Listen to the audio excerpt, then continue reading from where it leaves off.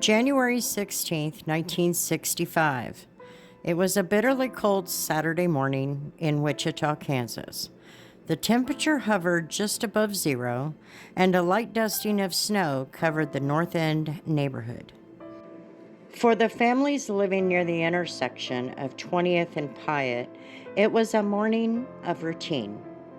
Breakfast being cooked, children playing indoors, and yes, even outdoors, and the familiar low-frequency rumble of tankers tanking off from nearby McConnell Air Force Base.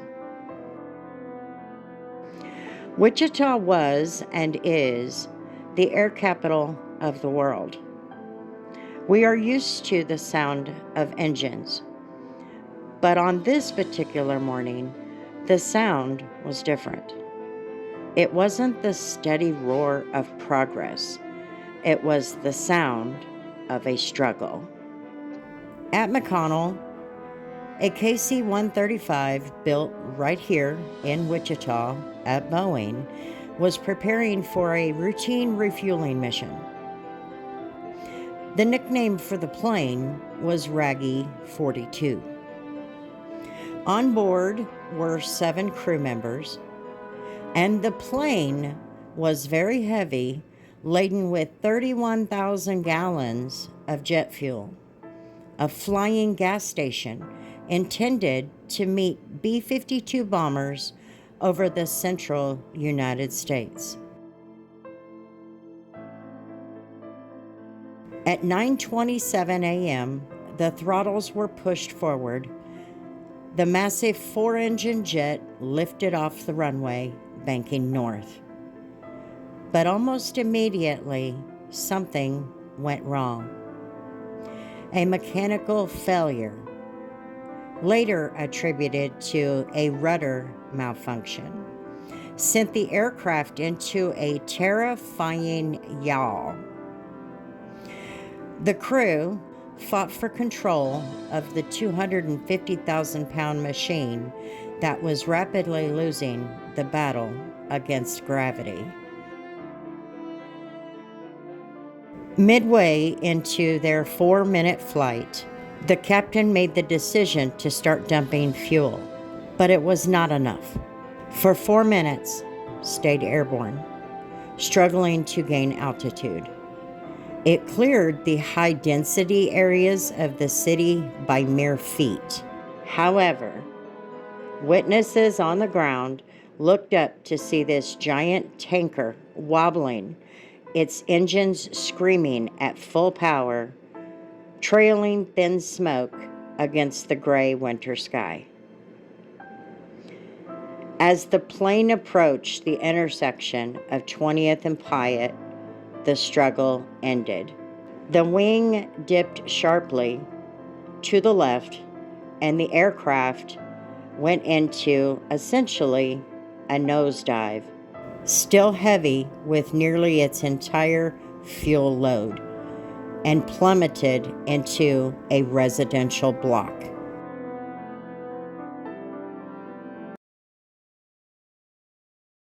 The impact wasn't just a crash. It was an explosion that sent a wall of fire 2 blocks wide through this neighborhood. In an instant, a quiet Saturday morning became the worst aviation disaster in Kansas history.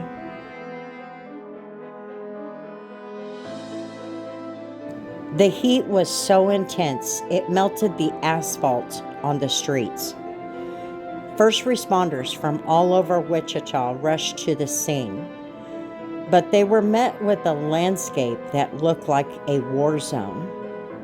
Houses were simply gone, leveled by the force of the blast, or consumed by the inferno.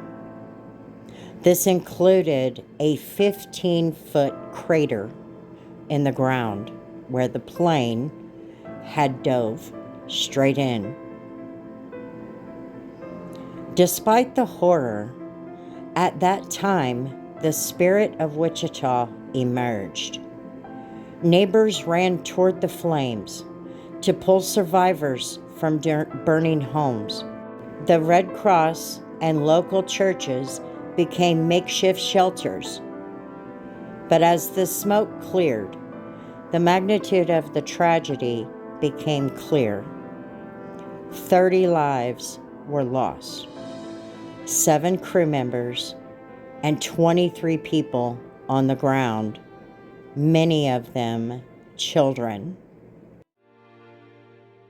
The scars of January 16, 1965 remained on Piatt Street for decades.